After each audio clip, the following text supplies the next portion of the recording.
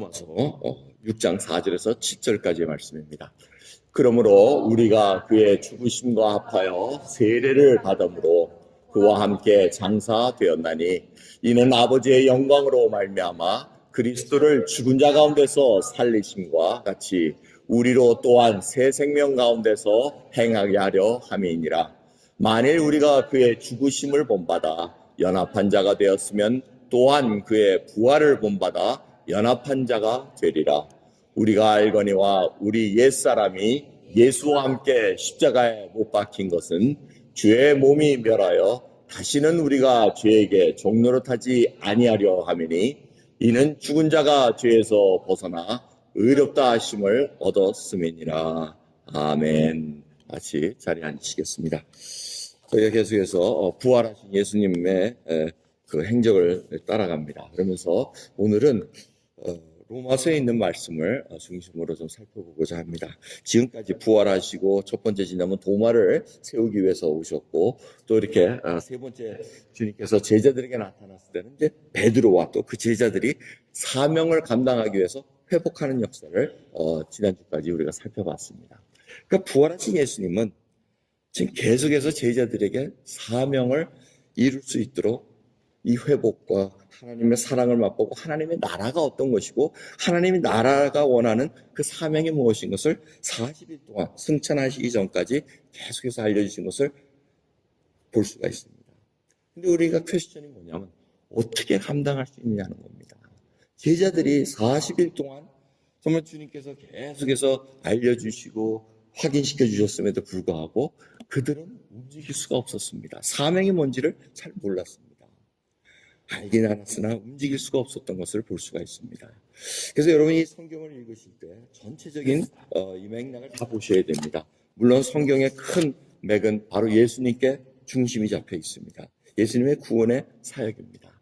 십자가에 돌아가심으로 말미암아 모든 죄악을 사하시고 구세주가 되셨고 그 다음에 장사한 지 사흘 만에 부활하셔서 이제는 승천하셔서 다시 오실 예수님을 우리가 기다리면서 살고 있는 그런 시기에 있습니다.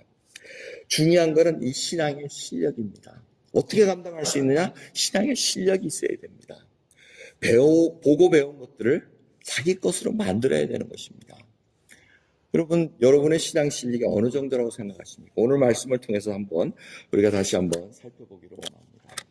예를 들어서 여러분 태권도 유단자들도 계시고 다 그럴 터인데 태권도 시범만 보면은 태권도 실력이 늘질 않습니다. 시범만 수백 번 봐도 그게 자기 실력이 아닙니다. 자기가 벽돌도 한번 깨봐야 되고 나무 판자도 한번 째봐야 되고 품새도 익혀봐가지고 계속 연습도 해봐야 되고 발차기도 해야 되고 태권도 할 때 제일 어려운 게 뭐냐면 발이 안 올라가가지고 발을 찢는 게 제일 힘들더라고요 보니까.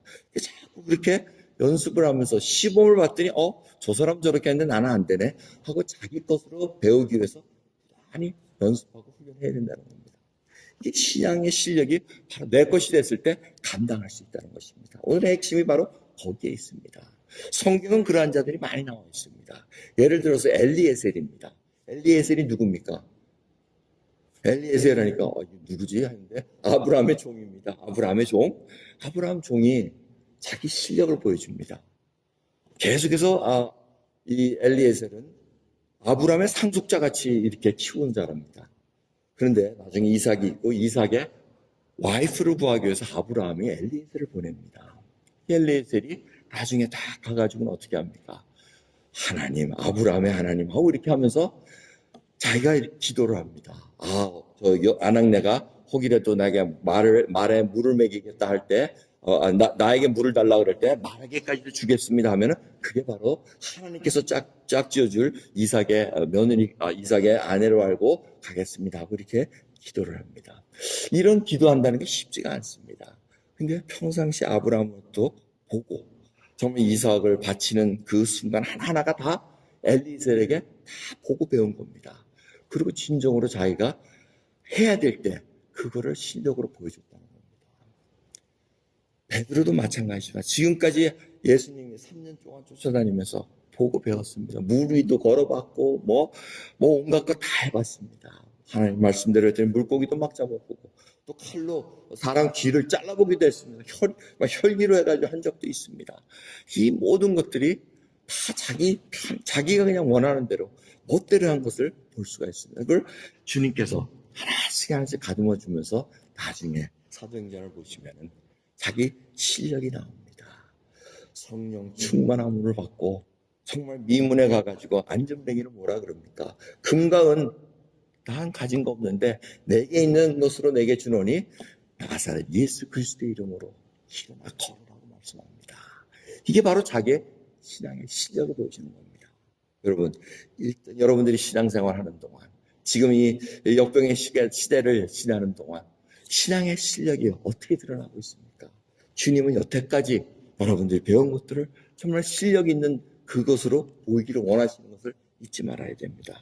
그래서 오늘 본 말씀을 보면은 이 죽음에 관한 얘기를 합니다. 그 죽음에 대해서 이제는 부활해서 새 사람이 됐다고 얘기합니다. 성경 여러분 잘 아실 겁니다. 이 죽음이라는 것은 예수님께서 죽으심으로 말미암아 우리도 그 죽음에 같이 세례를 통해서 연합돼서 같이 죽었고 같이 부활해서 같이 하늘로에 앉아 있다고 얘기합니다. 위치적으로 지위적으로 바뀐 겁니다. 하지만 실질적으로는 저희들이 아직도 육신의 몸을 입고 있습니다.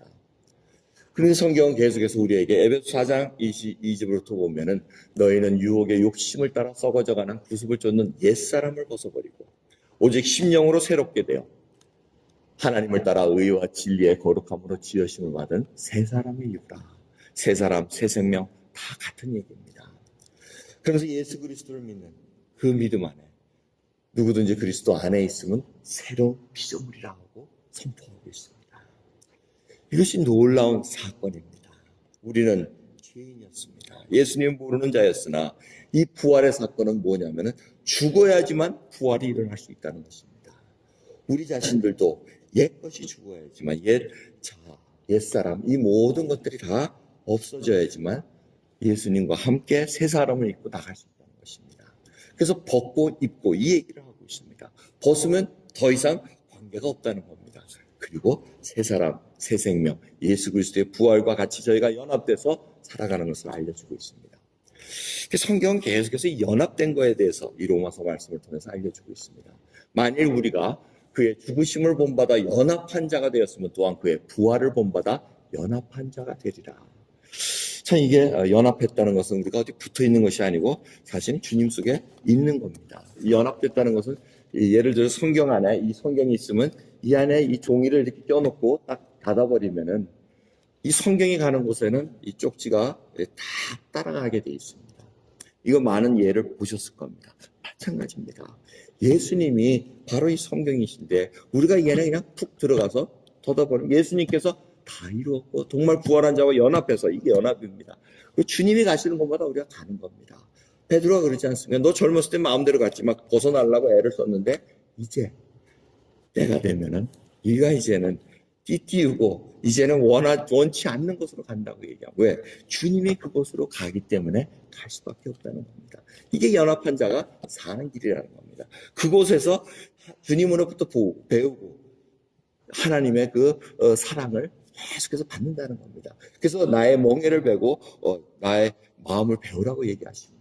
주님의 멍에는 쉽고 가볍다고 얘기합니다. 주님의 마음으로부터 온유와 겸손한 것을 배우라고 얘기합니다. 이 신앙의 실력은 겸손과 온유에 드러납니다. 아직도 여러분 온유함이 없습니까? 아직 보긴 받고 듣긴 들었습니다. 아, 예수님이 온유하시지. 하지만 아직 그게 내 실력으로 드러나지 않는다면 우리는 계속해서 부단한 연습을 해야 된다는, 훈련을 받아야 된다는 겁니다. 이 얘기는 우리가 과연 어떤 상태였는가를 알아야지만 내가 하나님 주신 사명을 감당할 수 있다는 겁니다. 오늘 본문 6절을 보시면 우리가 알거니와 우리 옛사람이 예수와 함께 십자가에 못 박힌 것은 죄의 몸이 멸하여 다시는 우리가 죄에게 종노릇하지 아니하리 아미니 하고 얘기합니다. 이 죄의 종노릇한다는 것은 과거 옛사람 것을 우리가 그걸 계속해서 얘기하는데 이 죽었다고 얘기하는 것은 기소 중지가 됐다는 겁니다. 이 죄의 세력이 우리가 예수님을 믿지 않을 때는 우리를 막 휘둘리고 다녔습니다. 우리를 지배하고 다녔습니다. 우리가 거기에 끌려다녔습니다. 근데 주님이 우리를 대신해서 죄값을 다 치르시고 이제 주님과 연합됐다고 믿고 고백하는 자마다 이제는 부활해서 승천한 그 지위까지 우리로 알려주셨기에 우리는 이제 더 이상 죄의 지배를 받지 않는다는 겁니다. 세상 법도 그렇습니다. 세상 법도 이렇게 막 수사를 하다가도 그 사람이 죄가 있어 수사를 하다가 그 사람이 딱 죽어버리면 어떻게 됩니까? 수사 중단해버립니다. 뭐 수한 거 다 중지돼 버립니다. 똑같은 이치입니다. 하나님의 그 법을 하나님의 그 은혜를 모르고 예수 그리스도를 모르게 막 했던 거 예수님을 믿고 딱 고백하면 이제 우리가 옛사람 그 옛 몸이 다 죽었기 때문에 이제는 죄가 우리를 주관하지 못한다는 겁니다. 그거를 알라는 겁니다. 그걸 알아야지만 이제 더 이상 죄의 종로로 되지 않고 하나님 주신 사명으로 감당할 수 있다는 겁니다. 여러분 그렇게 지금 살아가고 계십니까? 여러분이 들으셨던 예인지 모르겠습니다. 할아버지와 손자가 이렇게 얘기를 하는데 한 손자가 계속해서 할아버지를 이렇게 부끄러워하고 싫어합니다. 왜 할아버지는 얼굴이 그래? 왜 눈이 그렇게 찌그러졌어? 왜 손이 이렇게 오그라졌어? 하면서 막 뭐라 그러는 그러한 사건을 보고 엄마가 이제 불러가지고 얘야, 너 할아버지 그렇게 하면 안 된다. 그러면서 할아버지가 왜 얼굴이 뭉그러지고 눈썹이 다 없고 손이 이그러진 줄 아느냐? 우리 집에 불이 났었단다. 근데 네가 그 집타는 불 속에 있었는데 아무도 들어가지는 없는데 할아버지가 너를 구하기 위해서 불을 다 맞으시면서 너를 구해냈단다. 그 얘기를 들을 때 이 손자가 그렇게 부끄러워했던 그 상처들을 이제는 만져보면서 이 상처가 나를 위해서 살려주신 그 상처시네요 하면서 하나님의 은혜를 이 할아버지가 나를 살려주셨다는 그 은혜에 감사해서 산 얘기를 여러분 들어보셨을 것입니다. 예수님이 우리를 살리시기 위해서 십자가에서 못을 박히고 창에 옆구리를 찌르시며 물과 피를 다 쏟으시며 우리를 살려주셨습니다. 그거를 모르는 자들이 많습니다. 우리도 예수님 알기 전에 얼마나 우리가 예수님을 마킹했습니까? 예수님이 밥 먹여줘? 예수님이 나를 구원시켜줬어? 내 힘으로 살아. 예수님 좀 가만히 계세요. 나 좀 내버려 두세요. 얼마나 그렇게 많이 했습니까? 근데 예수님 그리스도를 믿고 보니 주님이 진정 나의 구원자시고 나의 죄를 위해서 돌아가시고 이제는 하나님과의 관계를 회복시켜 주셨다는 것을 깨달을 때 이제는 그 십자가에 달리신 예수 그리스도, 부활하신 예수 그리스도를 우리가 보진 않았으나 이제는 믿음의 눈으로 보기에 그분이 귀하다고 고백합니다. 그러기에 주일날에 이렇게 시간을 내서 저희들이 앉아서 주님 앞에 다시 한번 감사드리며 이 시간을 지내고 있다는 겁니다. 이게 실력입니다.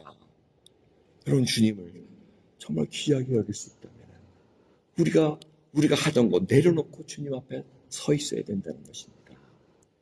그 실력이 쌓여지지 않으면 우리는 그냥 맹탕으로 살아갈 수밖에 없습니다. 여러분 죄의 몸을 지배하지 못하라고 우리는 그렇게 지금 구원을 받은 자들입니다.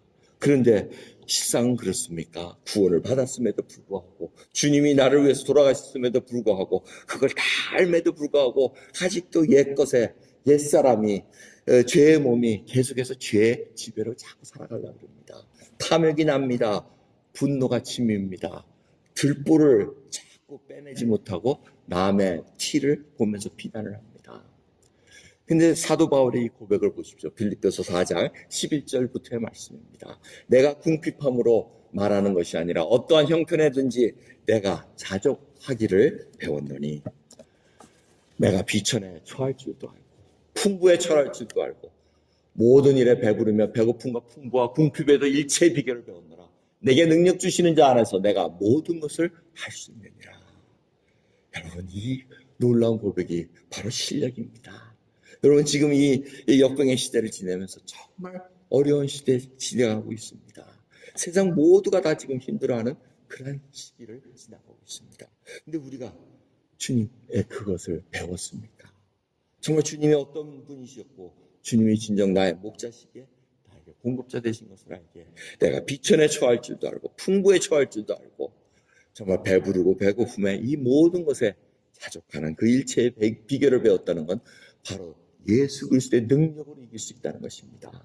여러분 어떻게 감당할 수 있느냐고 물어보시면 바로 내 힘으로 하는 것이 아니고, 내 능력으로 하는 것이 아니고, 내 의로, 내 정직으로 하는 것이 아니고, 예수 그리스도의 능력으로, 아까 말씀드린 이 책 안에 딱 연합된 자로 들어가 있으면 예수 그리스도의 능력으로 이길 수밖에 없다는 겁니다. 여기서 내가 뭐 좀 하겠다고 삐쩍삐쩍 튀어나오면 그때 반방으로 깨지게 돼 있습니다. 여러분, 진정 원수를 사랑한 적 있습니까? 용서를 구하는 자에게 용서해 준 적이 있습니까? 이것이 바로 예수님이 하셔서 예수님의 능력을 할 수 있는 것이 우리 옛사람으로는 할 수가 없습니다. 왜? 옛사람은 부글부글 끓어올 수밖에 없는 그런 성향입니다. 근데 그거를 딱 누르면서 주님께서 나를 위해 돌아가셨기에 제가 이 자를 용서합니다. 이 자를 축복할 수가 있습니다. 그리고 주님 어떠한 환경에 있든지 주님만을 바라보며 기뻐할 수 있나이다. 이 고백을 할 수 있다는 것입니다. 저희가 지난주에 도미니카에 있는 IT 분들에게 쌀을 지원하는 일을 감당했습니다. 저희뿐만 아니고 다른 많은 분들이 참여를 했는데, 참 그 보고서 중에 신현재 선교사님이 이렇게 저에게 카톡으로 보내준 글 중에 뭐냐면, 글 중에 하나 참 재미있는 글귀가 뭐냐면, IT 분들이 웃게 해주셔서 감사합니다. 이렇게 저희 교회에게 특별히 이렇게 메시지를 보냈습니다. 여러분, 저희들이 정말 힘든 형편에도 그렇게 쌀이 부족하다 그래서 이렇게 저희가 정말 기꺼이 동의해가지고 보냈더니 이들이 쌀을 받아갑니다. 그러면서 이들이 웃는 모습, 이것이 저희들이 정말 하나님께서 모든 것을 능력의 하나님이시 이렇게 역사하시는구나 것을 깨닫게 됩니다. 우리가 그 기쁨에 같이 참여한다는 겁니다. 그리고 그 희망찬 미래가 더 감사한 것은 뭐냐면, 믿는 자만 쌀을 나누는 것이 아니고 뭐라 그럽니까? 20%는 무조건 믿지 않는 자에게도 나눠주라는 그 팔라시를 세워가지고 각 교회 지도자들이, 목사님들이 그렇게 배분을 하고 있다는 겁니다. 넉넉해서 나눠주는 것이 아닙니다. 내가 먹을 수 있는 것도 짜게 가지고 믿지 않는 자들에게도 하나님의 은혜가 골고루 퍼지고 있다는 것을 알려주기 위한 그 팔라시가 얼마나 감사한지 모르겠습니다. 여러분, 저희들이 이러한 일 속에 저희들이 예수 그리스도를 바라보며 나는 할 수 없사오나 하나님이 하셨다는 것을 보게 됩니다. 신현재 선교사님이 저희 교회 분들에게 특히 감사하다고 이렇게 전해달라는 부탁의 말씀입니다. 그러면서 정말 여러분, 저희들 이 신현재 선교사님이 하나님의 증인들이 살아있다는 겁니다. 하나님의 백성들이 살아 역사하셔서 이 어려운 형편의 백성들을 도와주시는 것, 너무나 감격하고 힘을 얻고 나간다는 것이 바로 하나님의 역사하심이라는 겁니다. 여러분, 그것을 잊지 마시기 바랍니다. 우리가 새 생명을 가졌기에 하나님께서 하시고자 하는 그 일에 저희들이 눈이 떠져 있다는 것입니다. 예수 그리스도의 부활로 말미암아 얻은 이 새 생명은 하나님의 통치 안에 하나님의 지배를 받는 것입니다. 죄의 지배를 받는 것이 아니라 하나님의 은혜의 통치 속에 들어가는 것입니다. 그리고 세상과 하나님의 나라 그 사이 속에 저희들이 살고 있습니다. 그게 바로 실력으로, 하나님을 믿는 실력으로 보여주는 겁니다. 세상 법이 하나님의 법과 배치될 때 어느 법을 따라야 되겠습니까? 하나님의 법을 따라야 된다는 것입니다. 그게 바로 예수 그리스도 믿는 자의 가장 기본적인 행실입니다. 이 예가 바로 구약에 나오는 출애굽기에 있는 산파들, 히브리 산파들입니다. 히브리 산파들 얘기 아시죠? 그 바로가 하도 이스라엘 백성들이 막 왕성해지니까 아이고 안 되겠다, 저도 힘이 세면 안 되니까 아들은 다 죽여버려야 되겠다 해서 이 히브리 산파들에게 명령을 내리지 않습니까? 히브리 여인들이 남자를 낳으면 다 죽여라 하고 이렇게 특별 명령을 합니다. 근데 이 산파들이 얼마나 귀하면은 이름까지 다 나옵니다. 오늘 성경 기자하면 산파들 이름이 무엇입니까? 지금 잘 안 들리니까 대답한 줄 알고 넘어가겠습니다. 시프라하고 부하입니다. 이 산파가 바로 앞에서 직접 명령을 받습니다. 그러면 옛날 당시에 바로라면, 이 애굽의 왕이라면 이거는 뭐 어마어마한 거. 근데 그분이 직접 명령을 내립니다. 가면 아들 무조건 죽여. 거역할 수가 없습니다. 그런데 히브리 산파 이 시프라와 부하가 어떻게 합니까? 아니야, 하나님이 무서워서 우리는 그렇게 못해 하고는 살려줍니다. 그리고는 바로 앞에 어떻게 합니까? 거짓말합니다. 그래가지고 사람들이 또 이거 갖고 막 믿는 자가 거짓말하면 어떻게 막 이런 식으로 또 뭐 얘기하는 게 있는데 그거는 다른 얘기고 지금 이 히브리 산파들이 바로에게 히브리 여인들이 얼마나 강한지 애 낳는다 하고 달려갔더니 벌써 나가지고 죽일 수가 없었습니다 하고 이렇게 고백을 합니다. 여러분 이 얘기는 뭘 얘기하냐면 하나님의 법, 하나님께서 원하시는 법이 세상의 법을 이기고 있다는, 위에 있다는 것을 우리가 잊지 말아야 됩니다. 이 세상 법은 하나님의 법 안에 들어가서 항상 정의와 평화와 이런 것들을 항상 유지하게끔 만든 것이 세상 법입니다. 그렇지 않을 때는 계속해서 엎치락뒤치락 하게 돼 있습니다. 그게 아마 새벽 기도 때 제가 말씀드린 내용들입니다. 아무튼 중요한 것은 이 세상에 살면서도 하나님의 나라, 하나의 법을 새 생명을 가진 자로서 하나의 법이 항상 우선이라는 것을 잊지 말아야 됩니다. 다니엘과 그 세 친구도 마찬가지 얘기입니다. 우리가 어떻게 살아야 되는가, 어떻게 감당해야 되는가, 다니엘과 그 세 친구들을 보면 답이 나옵니다. 그들은 바벨론에 갔습니다. 나라도 잃은 자들이었습니다. 그런데 가진 거라고서 뭐였습니까? 하나님 믿는 믿음입니다. 말씀 하나 가지고 그 이국 땅에 가가지고 믿음 하나 버티려고 애를 씁니다. 하나님께서 이런 음식은 먹지 말라 그랬습니다. 그러니 나를 테스팅해 보십시오. 뭐 해가지고 그 테스팅을 했더니 정말 얼굴색도 좋고 고기도 안 먹었는데도 얼굴색도 좋고 그러니까 지혜도 부어주시고 하나님을 안어하면은 하나님께서 그것을 더 높이 써주신다는 것을 잊지 말아야 됩니다. 여러분 이것은 우리 감정에 달린 문제가 아닙니다. 예를 들겠습니다. 우리가 직장에 가는데 여러분 직장 이제도 리타이어 하신 분이라서 한번 잘 생각해 보십시오. 그래도 직장 다닐 때 꼬박꼬박 가지 않습니까? 아파도 가고 뭘 해도 가고 무슨 일이 생겨도 직장은 꼬박꼬박 갑니다. 근데 왜 꼭 갑니까? 왜 꼭 갑니까? 감정이 뜨거워서요? 오늘도 직장 가면은 내가 이 일을 해가지고 감당해서 무조건 뜨거워가지고 간다면은 뭐 복 받은 자입니다. 근데 그런 분들은 거의 없습니다. 안 가면은 굶어 죽으니까. 안 가면 내 처자식들을 어떻게 먹여 살리나.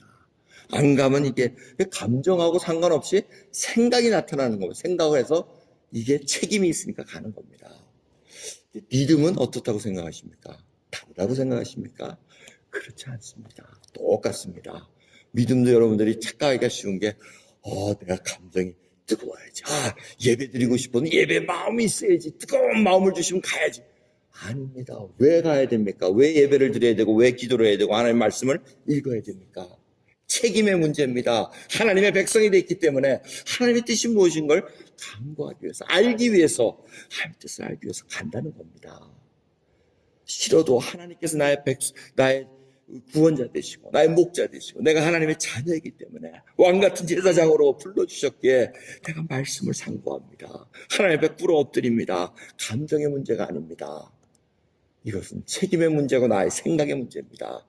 하나님께서 나에게 구원을 베풀어 주셨기에 하나님 꿇어 엎드립니다. 한번 해보시기 바랍니다. 지금 이렇게 집안에 많이 이렇게 가택연금 비슷하게 앉아 계시는데 뭘 하고 계시는지 궁금합니다. 중요한 거는 정말 생각하시면서 하나님 앞에 마땅히 해야 될 도리를 하고 있는가 한번 생각해 보시기 바랍니다.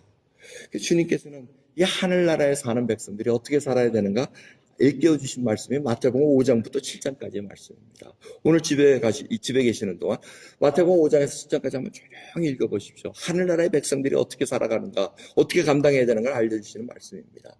근데 그 중에 6장 25절부터 보시면 공중의 새를 봐라. 그들은 창고에 모아들이지도 않는데 하나님께서 먹여주지 않느냐.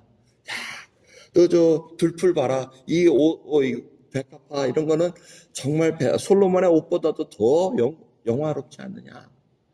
그런데 너희는 이보다 더 귀하지 않느냐고 말씀하십니다.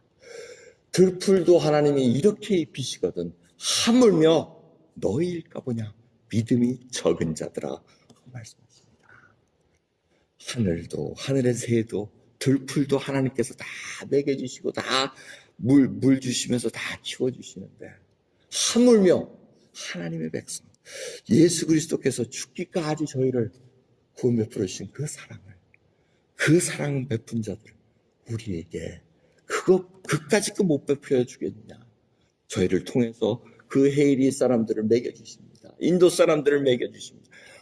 이런 것들이 다 하나님이 하신다는 것을 우리로 하여금 알게 해주시는 것 아니냐는 말씀입니다.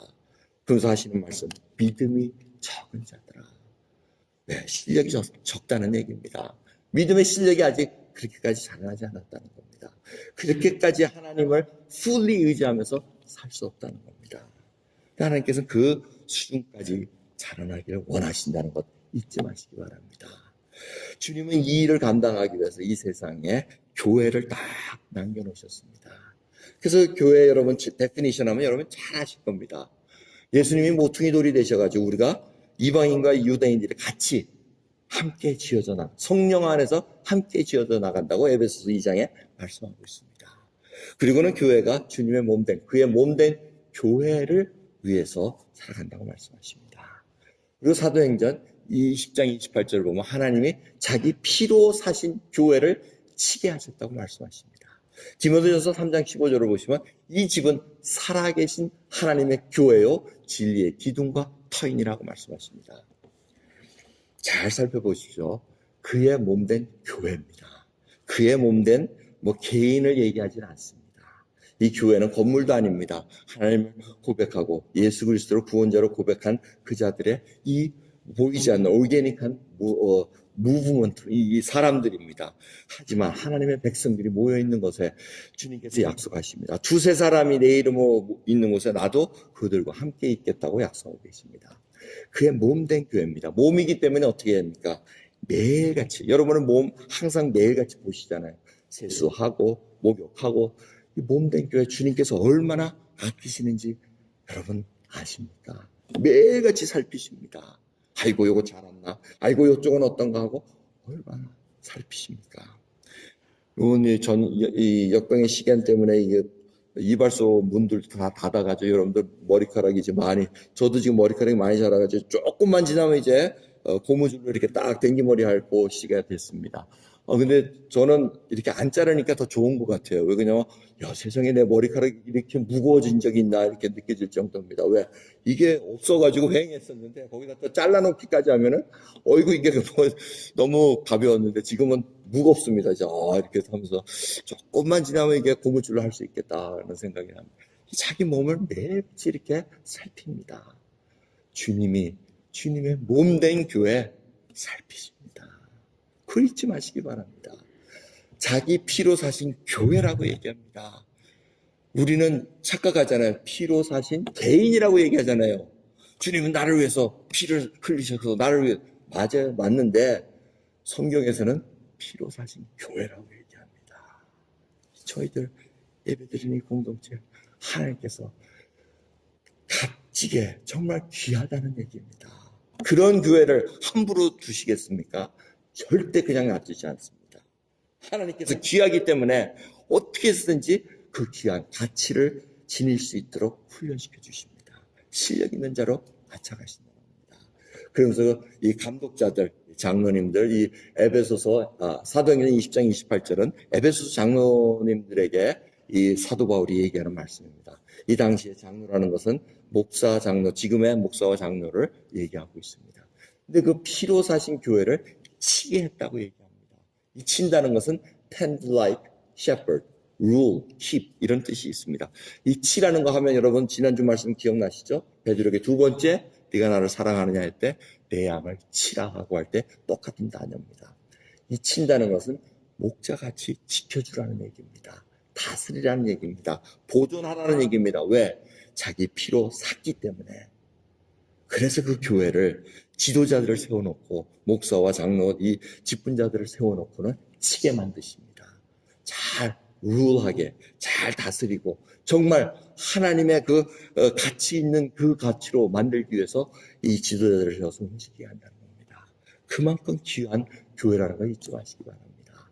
마지막으로 살아계신 하나님의 교회라는 겁니다. 살아 숨을 쉬면은 항상 여러분들 이것이 어떻게 움직이는가 살펴볼 수밖에 없습니다. 근데 그 교회는 진리의 기둥과 터라고 말씀하고 계십니다. 바로 예수 그리스도가 기둥입니다. 딱 받쳐주십니다. 교회 예수 그리스도가 기둥이시고 파운데이션, 터라고 말씀하십니다. 예수 그리스도 없는 교회는 아무짝에도 소용없습니다. 그건 사람들만 그냥 우울우울했다가 흩어지는 것이지 정말 진리가 선포되지 않으면 아무 소용이 없다는 거예요. 왜? 살아계신 하나님이기 때문에 그렇습니다. 요번에 저희 집 뒤에 이렇게 정말 이슬이 이렇게 맺힌 잎을 봤습니다. 정말 저희 교회가 이런 것 같습니다. 환난이 와고 어려움이 힘들이 오더라도 죄가 우리를 막 짓이기려고 그래도 이 땡글땡글 죄악들이 땡글땡글 패내치지를 못하는 그런 모습입니다. 교회가 바로 이런 모습입니다. 죄가 들어올라고 해도 안 돼. 다 막아주는 것이 바로 교회가 피로 사신 교회이기 때문에 정말 주님의 몸된 교회이기 때문에 살아계신 하나님의 교회이기 때문에 이것을 거룩함으로 지켜나가야 된다는 것입니다.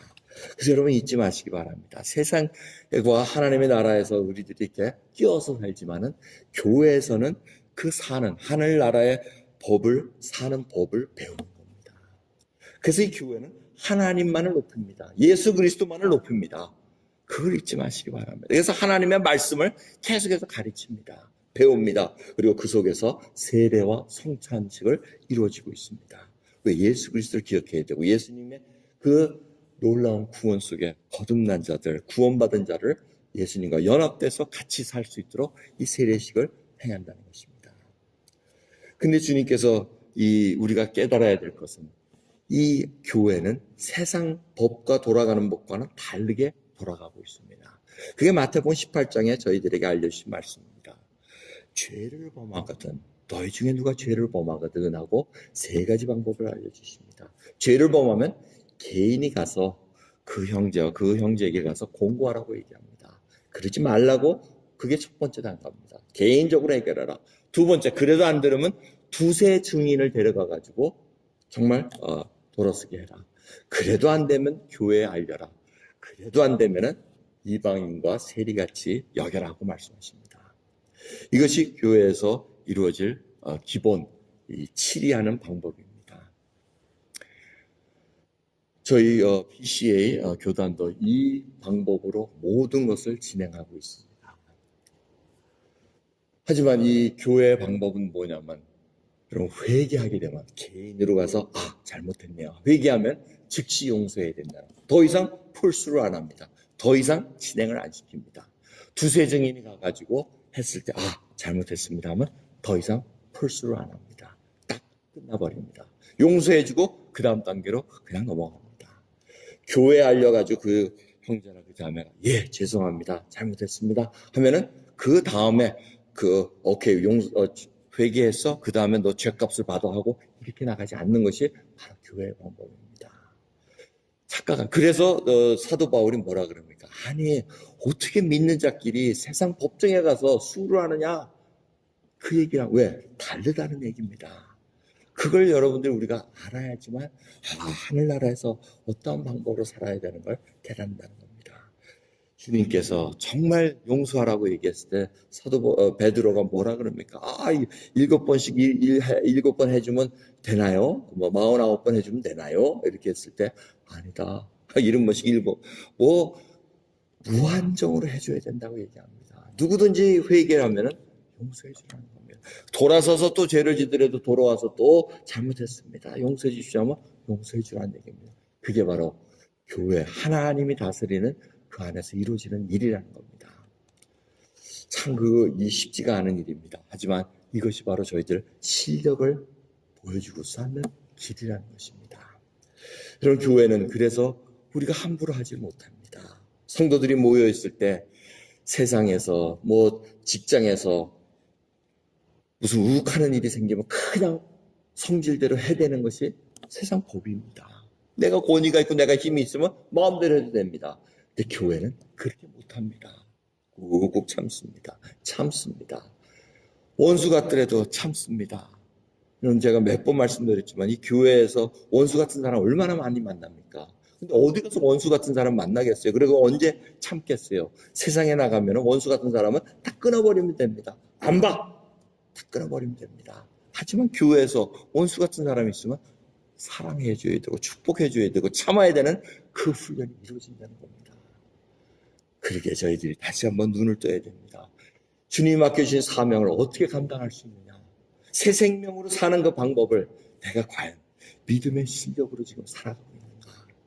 한번 점검하는 그런 시간 우리가 살펴봤습니다. 그리고 교회의 가치에 대해서 우리가 다시 한번 생각합니다. 예수님의 피로 사신 교회입니다. 예수님의 모퉁이에 대해서 우리로 하여금 연결되게 만들어 주십니다. 그리고 예수님이 바로 살아계신 하나님의 기둥과 터가 돼서 우리로 하여금 하나님을 온전히 믿음할 수 있는 그러한 걸 남겨주셨다는 것을 잊지 마시기 바랍니다. 그래야 저희들 이 시간 정말 예수 그리스도 한 분만을 온전히 연합된 자로 살아가고 있는가 확인받고 나가는 귀한 저와 여러분 되기를 간절히 예수 그리스도 이름으로 축원합니다. 기도하겠습니다. 하나님 감사합니다. 오늘도 귀한 말씀 속에서 주님 저희들이 예수 그리스도가 십자가에 못 박혔을 때 저희도 죽었나이다. 같이 십자가에 못 박혔나이다. 장사되었나이다. 그리고 같이 부활되었나이다. 주님 감사합니다. 하나님 은혜 가운데 이렇게 살게 해주신 것 감사드리며 이제는 더 이상 죄의 종노릇하지 않고 이제는 예수 그리스도가 나의 주인이 되어 주님이 원하시는 그 일을 감당할 수 있는 저희들 될 수 있도록 은혜 베풀어 주시옵소서. 감사드리며 우리 주 예수 그리스도의 이름으로 기도드렸나이다. 아멘.